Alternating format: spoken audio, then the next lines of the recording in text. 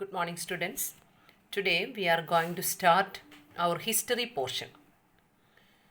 We have already finished our geography portion.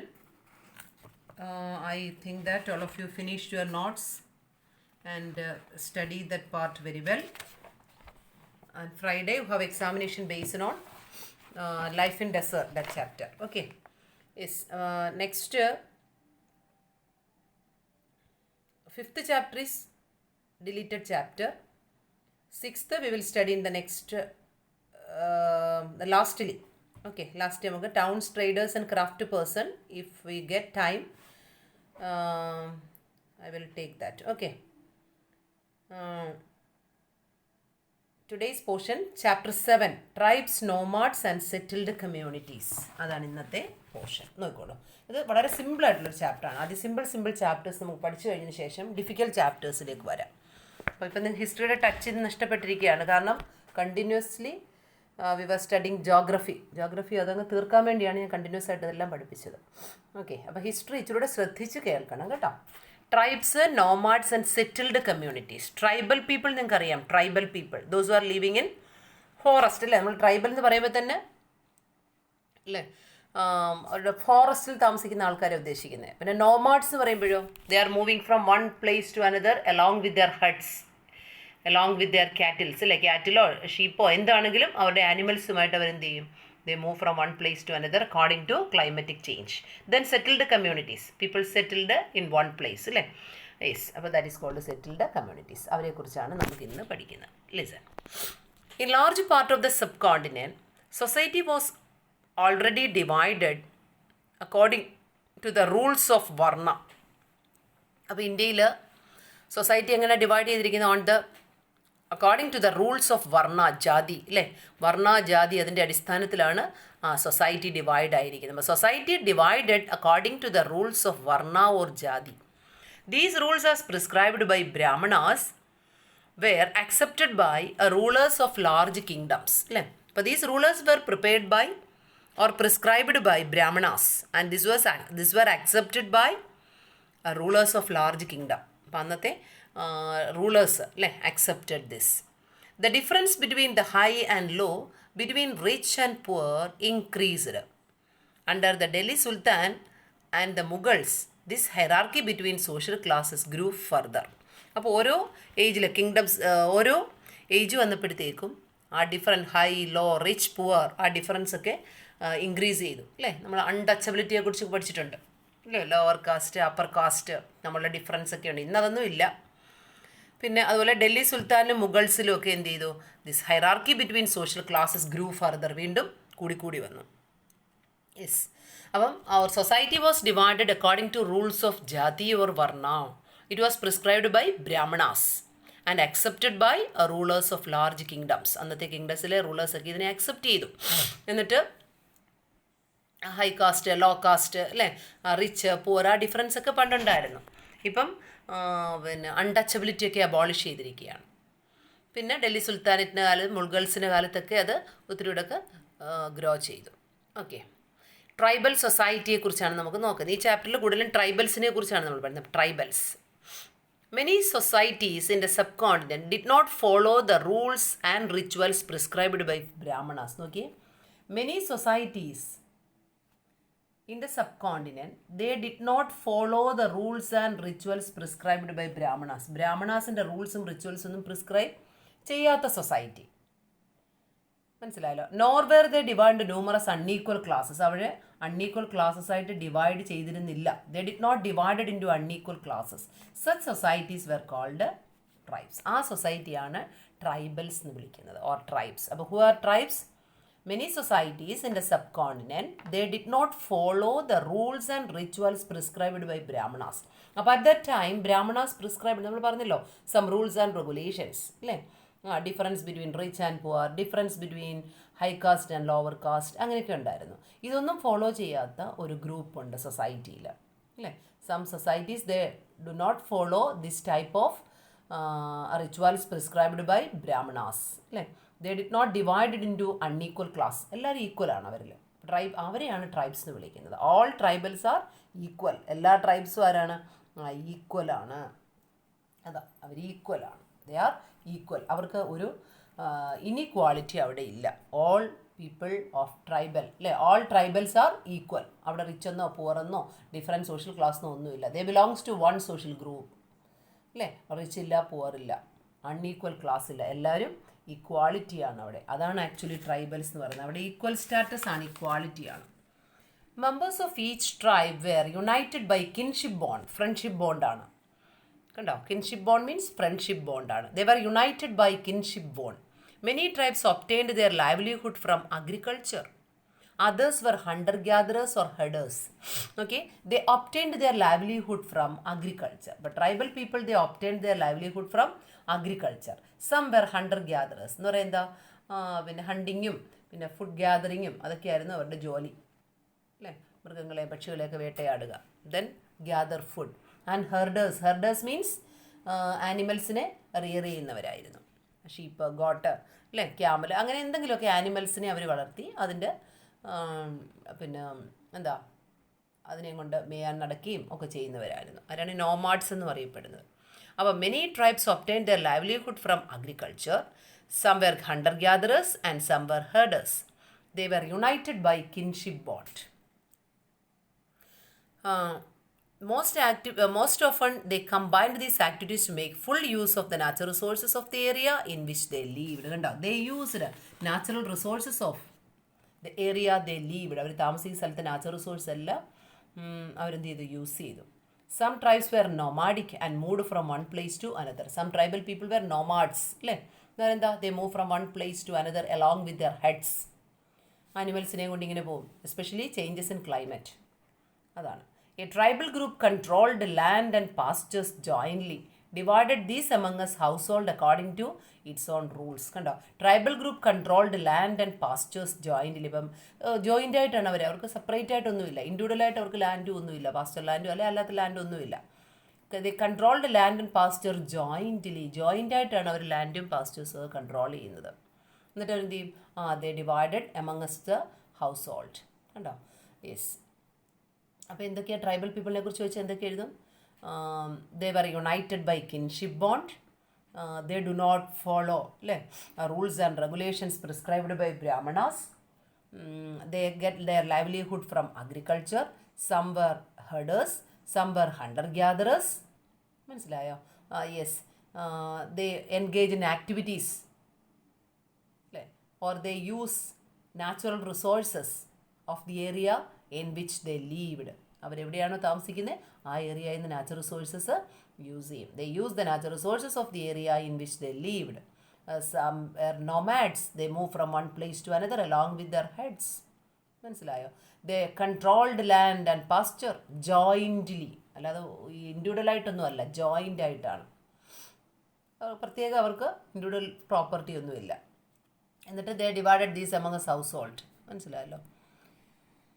Then many large tribes thrived in different parts of the subcontinent.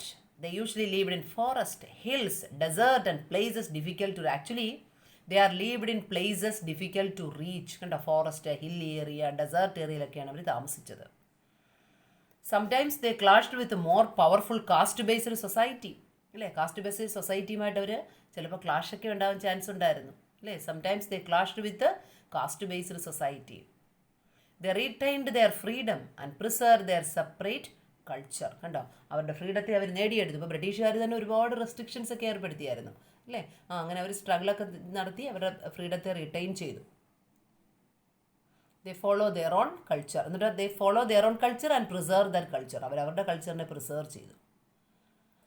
But the caste based and tribal society also depend on each other for their diverse needs. പരസ്പരം അത് നമ്മൾ പഠിച്ചിട്ടുണ്ട് അല്ലേ.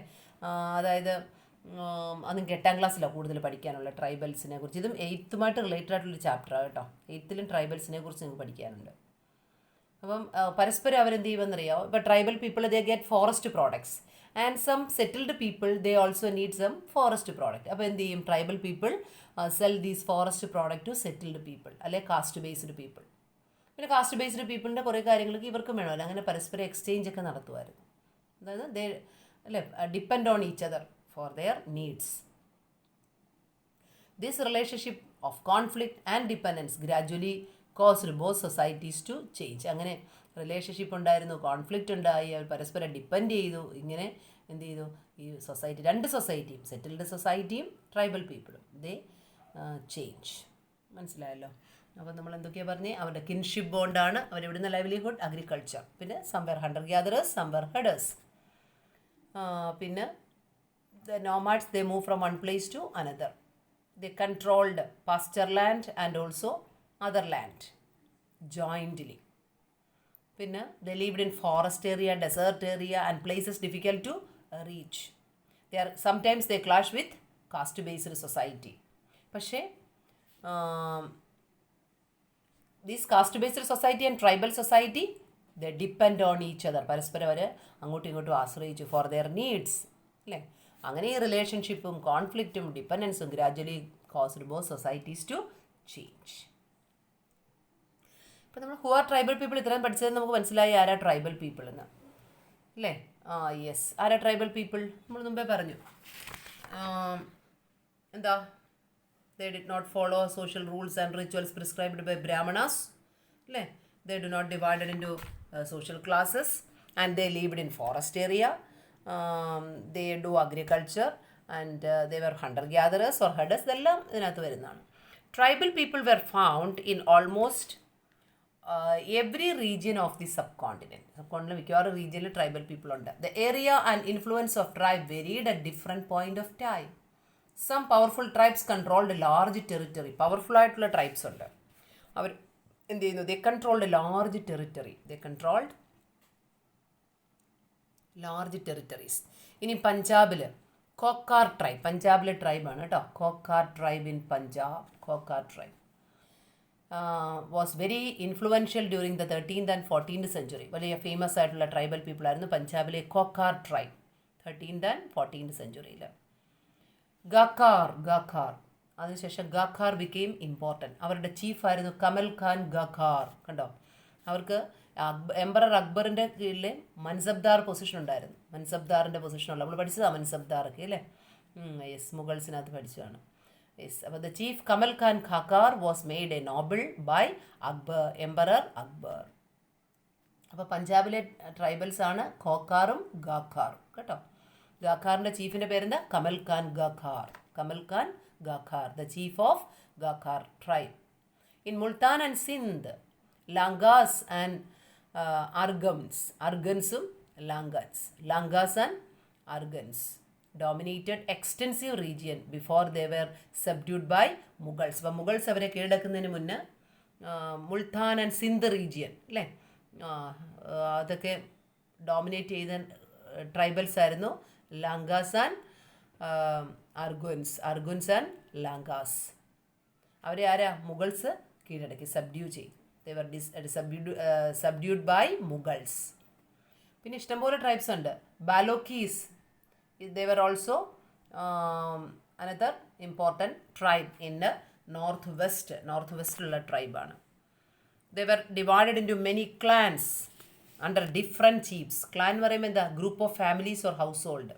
അതാണ് clan എന്ന് പറയുമ്പോൾ, group of families under different chief. പിന്നെ shepherd tribes of Gaddis in western Himalaya. Gaddis ആണ് വെസ്റ്റേൺ ഹിമാലയ. ഷെപ്പേഡ്സ് ആയിരുന്നു അവിടെ, ഇഷ്ടംപോലെ ഷീപ്പിനെ റിയർ ചെയ്യുന്നവരായിരുന്നു. പിന്നെ north eastern part of the subcontinent was centrally dominated by Nagas, Ahoms, അവരൊക്കെയാണ്. അപ്പോൾ ഇത്രയും എല്ലാം ട്രൈബൽ പീപ്പിളാണ് ഓരോ ഏരിയയിൽ കാണുന്നത്. ഈ പിക്ചറിനകത്ത് തന്നെ ഉണ്ട് കേട്ടോ കുറേ ട്രൈബൽ പീപ്പിൾ. ഇത് ഇന്ത്യയുടെ മാപ്പായിട്ട് കൊടുത്തിട്ടില്ല, അത് ഞാൻ മാപ്പായിട്ട് തന്നിട്ട് നിങ്ങൾക്ക് പറഞ്ഞുതരാം ഏതൊക്കെ ട്രൈബൽ പീപ്പിൾ. ഇപ്പോൾ ഇത്രയും ഓർക്കുക. ട്രൈബൽ പീപ്പിൾ എവിടേക്കാണെന്ന് നോക്കിയാൽ പഞ്ചാബ് ഏത് സ്റ്റേറ്റ് ഏകദേശം നിങ്ങൾക്കറിയാം. ഗോഖാർ ആൻഡ് ഗാഖാർ ട്രൈബ്. ഗാഖാറിൻ്റെ ചീഫ് ആരായിരുന്നു? കമൽ ഖാൻ ഗാഖാർ. പിന്നെ അടുത്ത ട്രൈബാണ് ബാലോക്കീസ് കേട്ടോ, അത് Balochis. They were powerful tribe in north വെസ്റ്റിലെ പവർഫുൾ ട്രൈബായിരുന്നു അവർ. പിന്നെ അടുത്തത് ഗാദീസ്, വെസ്റ്റേൺ ഹിമാലയ കേട്ടോ, വെസ്റ്റേൺ ഹിമാലയസ്. അവർ ഷെപ്പേഡ്സ് ആയിരുന്നു. North eastern part of the subcontinent Nagas and Ahoms, അല്ലേ, നാഗാലാൻഡിലും അവിടെയൊക്കെയുള്ള അതാണ് Nagas and Ahoms, north eastern part of the country. ഇനിയുണ്ട് ബീഹാർ ആൻഡ് ജാർഖണ്ഡ്, ചെറോസ് ബീഹാർ ആൻഡ് ജാർഖണ്ഡിൽ വരുന്നതാണ് ചെറോ കിങ്ഡംസ്. ഈ ചെറോസിനെ ഡിഫീറ്റ് ചെയ്താണ് രാജ മാൻസിംഗ് ഡിഫീറ്റഡ് ചെറോസ്. ഈ രാജ മാൻസിംഗ് ആരാന്നറിയാമോ? അക്ബറിൻ്റെ ഫേമസ് ജനറൽ ഓഫ് അക്ബർ. അപ്പോൾ was the famous general of Akbar? Raja Mansingh. He attacked and defeated Cheros. ബീഹാറിലെയും ജാർഖണ്ഡിലെയും ട്രൈബൽ പീപ്പിളാണ് ചെറോസ്. അവരെ അറ്റാക്ക് ചെയ്തതെന്നറിയോ? 1591. അപ്പോൾ Raja Mansingh he was the famous general of Akbar and they defeated and attacked Cheros. ബീഹാറിലെയും ജാർഖണ്ഡിലെയുമാണ്. 1591. A large amount of booty was taken from them. Valuable stolen goods അല്ലേ? അവിടെ നിന്ന് ഒത്തിരി വാല്യുബിൾ ആയിട്ടുള്ള ഗുഡ്സ് അവർ ബൂട്ടി മീൻസ് വാല്യുബിൾ ഗുഡ്സ് അല്ലേ? ആ സ്റ്റോളൻ ഗുഡ്സ് ആണ് വാല്യുബിൾ സ്റ്റോളൻ ഗുഡ്സ്. അതൊക്കെ അവിടെ നിന്ന് എടുത്തു. ചെറോസിൻ്റെ നിന്ന് ഈ രാജ മാൻസിംഗ് കൈയടക്കി. But they were not entirely subdued. മൊത്തത്തിൽ കീഴടക്കിയില്ല അവരെ. Under Aurangzeb Mughal force captured many Cheros fortress and subjugated the tribe. അപ്പം അക്ബറിൻ്റെ കാലത്ത് മുക്കാലും ഈ ചെറോസിനെ കീഴടക്കി. എന്നിട്ട് അവരുടെ സ്വത്തുക്കളൊക്കെ പിടിച്ചെടുത്തു. പക്ഷെ എൻ്റയറായിട്ട് സബ്ഡ്യൂ ചെയ്തില്ലായിരുന്നു. എന്നാൽ ഔറംഗസീബിൻ്റെ കാലത്ത് Mughal forces captured Cheros and subjugated them. അവരെ കീഴടക്കി. മുണ്ടാസ് ആൻഡ് സന്താൾസ്, അത് ഒറീസയിലും ബംഗാളിലുള്ളതാണ്. മുണ്ടാസ് ആൻഡ് സന്താൾസ്, ഒറീസ ആൻഡ് ബംഗാൾ കേട്ടോ. ഒറീസ ആൻഡ് ബംഗാൾ. അപ്പോൾ ഓരോ ട്രൈബൽസ് എവിടെ താമസിക്കുന്നുള്ളത് നിങ്ങളൊന്ന് എഴുതിയിടണം നിങ്ങളുടെ നോട്ട്ബുക്കിൽ. അത് നിങ്ങൾ എങ്ങനെ ചെയ്യണം? നിങ്ങൾ സ്വന്തമായിട്ട് എഴുതേണ്ട കാര്യം. ഞാനിത് നോട്ട്ബുക്കിൽ തരത്തില്ല. അത് ഞാൻ എഴുതേണ്ടത് എങ്ങനെയാണെന്ന് പറയാം. ഇപ്പോൾ ക്ലാസ് കേട്ടിട്ട് വേണം നിങ്ങളത് എഴുതാൻ. ഇതാണ്ട് ഇപ്പോൾ ആദ്യം എഴുതണം സ്റ്റേറ്റ് എന്ന് എഴുതണം. സ്റ്റേറ്റ്. എന്നിട്ട് അടുത്തത് ട്രൈബൽസ്. ഓക്കെ, സ്റ്റേറ്റ് എന്ന് എഴുതണം, ട്രൈബൽസ് എന്ന് എഴുതണം. അപ്പോൾ ആദ്യം എന്നിട്ട് നിങ്ങൾ പഞ്ചാബ് എഴുതണം. സ്റ്റേറ്റിൻ്റെ അവിടെ എന്തെഴുതും? പഞ്ചാബ്. ഏതൊക്കെ ട്രൈബൽസാണ്? ഖോക്കാർ, ഗാക്കാർ. അപ്പോൾ ട്രൈബൽസ് നെയിം എന്നിട്ട് ഖോക്കാറും ഗാക്കാറും അവിടെ എഴുതണം. മനസ്സിലായോ? നെക്സ്റ്റ് ബാലോക്കീസ്. സിന്ധ്, മുൾട്ടാൻ അത് വേണ്ട. നമ്മൾ പാകിസ്ഥാനിലായതുകൊണ്ട് ഇപ്പോൾ അത് വേണ്ട. നോർത്ത് വെസ്റ്റിൽ ഏതാ? ബാലോക്കീസ്. നോർത്ത് വെസ്റ്റ് എന്ന് എഴുതുക. സ്റ്റേറ്റിലെങ്കിൽ നോർത്ത് വെസ്റ്റേൺ ആ സൈഡിലുള്ളവരാണ് ബാലോക്കീസ്. പിന്നെ ഹിമാലയാസ്, വെസ്റ്റേൺ ഹിമാലയ എന്ന് എഴുതുക. ഗാദീസ്. സ്റ്റേറ്റ് എന്ന് എഴുതിയാൽ പ്ലേസ് എന്ന് എഴുതിയാലും മതി കേട്ടോ. പ്ലേസ് എന്ന് എഴുതിയാലും മതി സ്റ്റേറ്റിന് പകരം. വെസ്റ്റേൺ ഹിമാലയ, ഗാദീസ്. പിന്നെ നോർത്ത് ഈസ്റ്റേൺ പാർട്ട് ഏതാ? നോർത്ത് വെസ്റ്റിൽ നമ്മൾ പറഞ്ഞു ബാലോക്കീസ് ആണ്. ബാലോക്കീസ് നോർത്ത് വെസ്റ്റ്. അപ്പോൾ നോർത്ത് ഈസ്റ്റിലോ നാഗാസ് ആൻഡ് അഹംസ്. അപ്പോൾ പ്ലേസ് എന്ന് എഴുതുക. അപ്പോൾ ഫസ്റ്റ് കോളത്തിൽ സ്റ്റേറ്റ് എഴുതണ്ട, എല്ലാം സ്റ്റേറ്റ് അല്ല. പ്ലേസ് എഴുതുക. ഇവിടെ ട്രൈബൽസ് എന്നും അടുത്ത കോളത്തിൽ എഴുതുക. ക്ലിയർ ആയോ? എന്നിട്ട് ഇത്ര എഴുതുക. എന്നിട്ട് അടുത്ത ചെറോസ്, ബീഹാർ ആൻഡ് ജാർഖണ്ഡ്. ബീഹാർ ജാർഖണ്ഡ് എന്നിട്ട് ചെറോസ് എന്ന് എഴുതുക. ചെറോസിനെ defeat ചെയ്താരാ? Raja Mansingh. Who was Raja Mansingh? He was the famous general of Akbar. Defeated in which year? 1591. Okay. Then he take over booty from them. Valuable stolen goods ഒക്കെ എടുത്തു. അപ്പോൾ ഒത്തിരി ഗുഡ്സൊക്കെ അവരുടെ വാല്യുബിൾ ആയിട്ടുള്ള ഗുഡ്സൊക്കെ അവരിന്ന് പിടിച്ചെടുത്തു. പക്ഷേ എൻ്റയറായിട്ട് സബ്ഡ്യൂ ചെയ്തില്ല. Aurangzeb Mughal force also captured Cheros. പിന്നെ ഒറീസ ആൻഡ് ബംഗാൾ, മുണ്ടാസ് ആൻഡ് സന്താൾസ്. മുണ്ടാസ് ഒറീസയിലും സന്താൾസ് ബംഗാളിലുമാണ് കേട്ടോ. അപ്പോൾ സ്റ്റേറ്റ് എഴുതുന്ന പ്രത്യേകം ഓർക്കുക. ഒറീസ എന്ന് എഴുതിയിട്ട് മുണ്ടാസ് എഴുതണം, ബംഗാൾ എന്ന് എഴുതിയിട്ട് സന്താൾസ് എഴുതണം. ഓക്കെ. അപ്പോൾ these are the tribal people. Okay. ഇവിടെയൊക്കെ ഇഷ്ടംപോലെ പിക്ചേഴ്സൊക്കെ ഉണ്ട് കേട്ടോ. ബിൽസ് ഒരു ട്രൈബൽ പീപ്പിൾ ആണ്. They hunting deer by night. കണ്ടോ? ഇതിൻ്റെയൊക്കെ ഫോട്ടോസ് കാണിച്ചിരിക്കുകയാണ്. ഇനി അടുത്തത് Maharashtra, highland and Karnataka were home to Kolis and Berads and Kolis. Okay. അപ്പോൾ മഹാരാഷ്ട്രയിൽ കോളീസ് കേട്ടോ, കർണാടകയിൽ ബെറാഡ്സ്. കോളീസ് മഹാരാഷ്ട്ര, ബെറാഡ്സ് കർണാടക. പിന്നെ Kolis also lived in Gujarat. Kolis also lived in areas of Gujarat. Okay. കുറേ ട്രൈബൽസും ഉണ്ട്.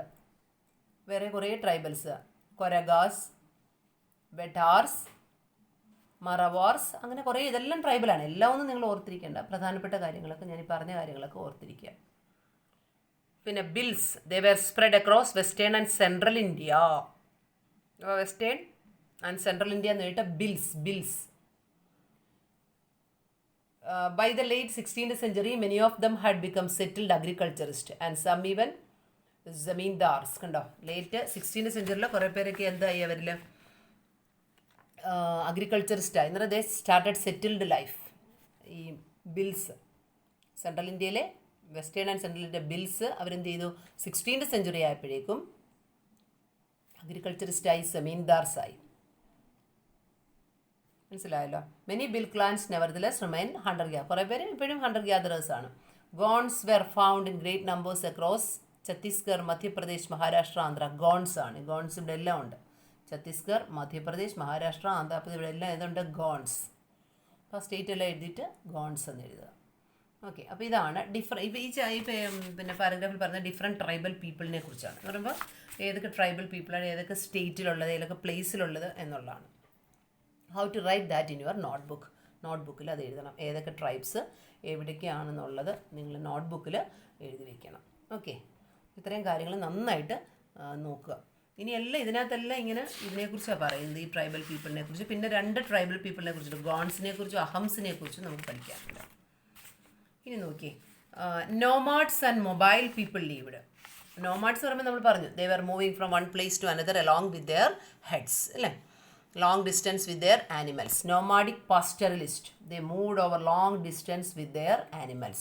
They lived on milk and other pastoral products. കണ്ടോ, മിൽക്കും മറ്റുള്ള പാസ്റ്ററൽ പ്രോഡക്ട്സ് ഒക്കെ ഉപയോഗിച്ചാണ് എന്താ താമസിക്കുന്നത്, അല്ലെ they lived.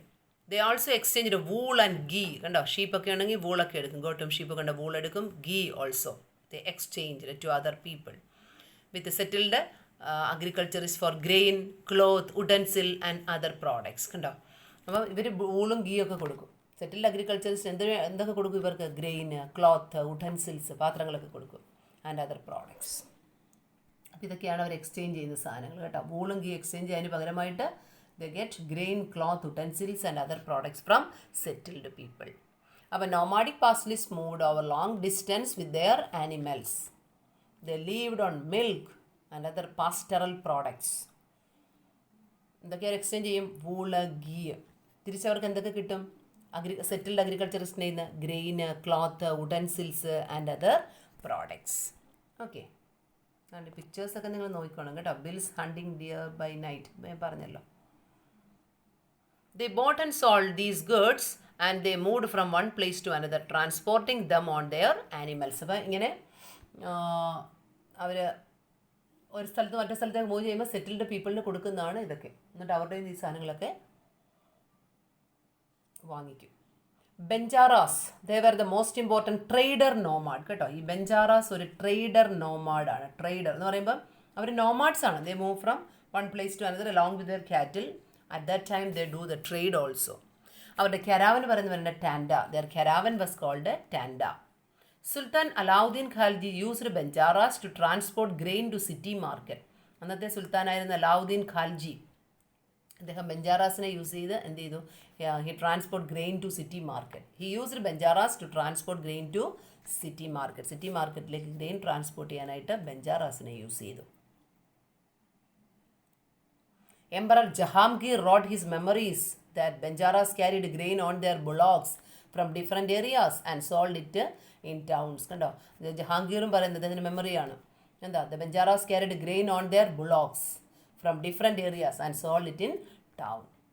They transported food grain for the Mughal army during military campaign. Military campaignൽ Mughal ആർമിക്ക് എന്താ?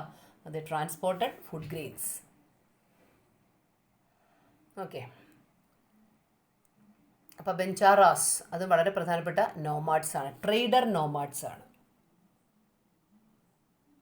they move from one place to another along with their cattle. At that time they do the trade also. അവരുടെ കാരാവന് ടാൻഡ എന്ന് പറയും. അലാവുദ്ദീൻ ഖാൽജി അവരെ use ചെയ്യും എന്തിനാ? Transport grain to city market. Jahangir also, അല്ലേ? Yes, Banjaras carried grain on their bullocks from different areas and sold it in towns. Okay, അപ്പോൾ ഇത്രയും കാര്യങ്ങളാണ് കൂടുതലായിട്ടും ട്രൈബൽ നോമാഡ്സ്. ഒരു പാരഗ്രാഫ് കൂടെ ഉണ്ട്, അതുകൂടെ നോക്കിയോളൂ. ഒരു പാരഗ്രാഫ് കൂടെ. Many pastoral tribes reared and sold animals such as cattle and horses to prosperous people. അപ്പോൾ പാസ്റ്ററൽ ട്രൈബ്സ് അല്ലേ, അവരെന്ത് ചെയ്യുന്നു, റിയേർഡ് ആൻഡ് സോൾഡ് ആനിമൽസ്. ഏതൊക്കെ ആനിമൽസ്? കാറ്റില, ഹോഴ്സ് അല്ലേ, to prosperous people. Different caste of petty peddlers also travelled from village to village. Petty peddlers, ആരാ petty peddlers? They roam around in village to sell their goods and earn money. So they move from village to village and sell their goods and earn money.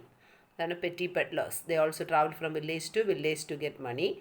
They made and sold things such as ropes, reeds, straw matting and coarse sack. Carpet, അതുപോലെ തന്നെ എന്താ കയർ കൊണ്ടുള്ള സാധനങ്ങളും പിന്നെ വലിയ വലിയ ബാഗുകൾ അല്ലേ, കോഴ്സ് സാക്ക്, അതൊക്കെ എന്ത് ചെയ്തു? They also sold these items. Sometimes mendicants acted as wandering merchants. കണ്ടോ, മെൻഡിക്കൻസ് എങ്ങനെയായിട്ട് ആക്ട് ചെയ്യും? ബഗേഴ്സ് അല്ലേ, they acted as wandering merchants ആയിട്ട് ആക്ട് ചെയ്യും. യെസ്, അപ്പോൾ ഇതൊക്കെയാണ് അവരുടെ items. They sold which items? Which are the animals they sold? Cattle and horses അല്ലേ. Yes, the pastoral tribes reared and sold animals such as cattle and horses to prosperous people. Some were petty peddlers. They travelled from village to village to sell goods and earn money. They also made some goods such as ropes, reeds, straw matting and coarse sacks. Sometimes mendicants acted as wandering merchants. Okay. അപ്പോൾ ഇത്രയുമാണ് tribal സൊസൈറ്റിയെ കുറിച്ച് നമുക്ക് കൂടുതലായിട്ട് പഠിക്കാനുള്ളത്. ഇനിയും ഒരു ഗോൺസ് എന്നും അഹംസ് എന്ന് പറഞ്ഞ 2 ട്രൈബൽസിനെ കുറിച്ച് നമുക്ക് പഠിക്കണം. അത് നെക്സ്റ്റ് ക്ലാസ്സിൽ പഠിക്കാം. മാത്രമല്ല പിന്നെ changing society, new caste hierarchy അല്ലേ, കാസ്റ്റ് ആൻഡ് ഹൈറാർക്കി ഉണ്ടായതാണ്. ജാതി ഓർ വർണ്ണയുടെ അടിസ്ഥാനത്തിൽ ന്യൂ സൊസൈറ്റി ഉണ്ടായതാണ് അടുത്ത ഒന്ന് പഠിക്കാനുള്ളത്. ന്യൂ സൊസൈറ്റി ഫോം ചെയ്തു. അതിനുശേഷം 2 ട്രൈബൽസിനെ കുറിച്ച്, ഗോൺസിനെ കുറിച്ചും അഹംസിനെ കുറിച്ചും പഠിക്കണം. അപ്പോൾ ഇത്രയും കാര്യങ്ങൾ നെക്സ്റ്റ് ക്ലാസ്സിൽ നമുക്ക് പഠിക്കാം. അപ്പം ഇനി ഞാൻ ഇത്രയും കാര്യത്തിന് നോട്ട്സ് തരാം. How to write the notes in your note book. Next live സെഷനിൽ, നെക്സ്റ്റ് ട്യൂസ്ഡേയിൽ I want to see all the notes of this term 2. Term 2ൻ്റെ എല്ലാ നോട്ട്സും, PT3 വരെയുള്ള നോട്ട്സൊക്കെ നിങ്ങൾ ഏകദേശം കംപ്ലീറ്റ് ചെയ്ത് കാണും. എന്നാലും ടേം 2ൻ്റെ കംപ്ലീറ്റ് നോട്ട്സ് കൂടെ എന്നെ ഒന്ന് കാണിക്കണം next ട്യൂസ്ഡേയിൽ.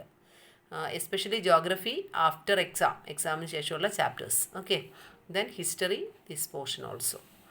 I want to see your notes on Tuesday live session. Okay? Yes. അപ്പോൾ ഇത് നന്നായിട്ട് വായിച്ച് പഠിക്കുക.